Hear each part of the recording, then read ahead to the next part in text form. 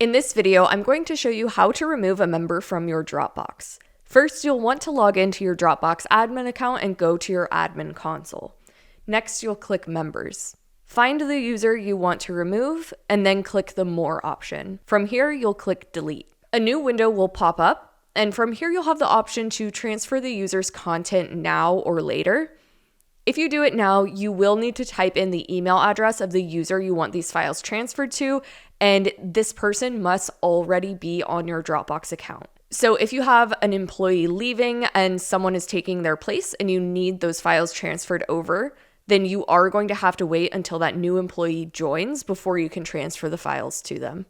Next, you can select whether to delete the content from this member's device the next time they're online. So if they have Dropbox synced with the Dropbox app or desktop app, they'll no longer be able to access these files.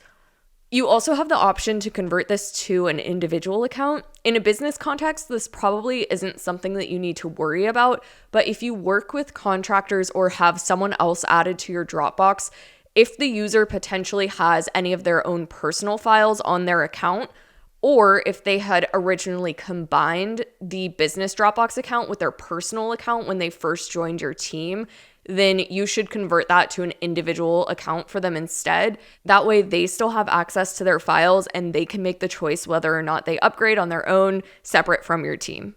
Once you decide what you're doing there, you'll click Continue. The next screen will just review everything you selected, so double check that and then you can select Delete Account. This is your last chance to convert it to that individual Dropbox basic account if you want to do that instead. So it's now or never. And if everything else looks good, you can go ahead and delete the account. If the user has more than literally a few files, it usually takes a minute or two, potentially longer if there are a lot of files. You'll see this pop up at the bottom and you're free to move along and do something else.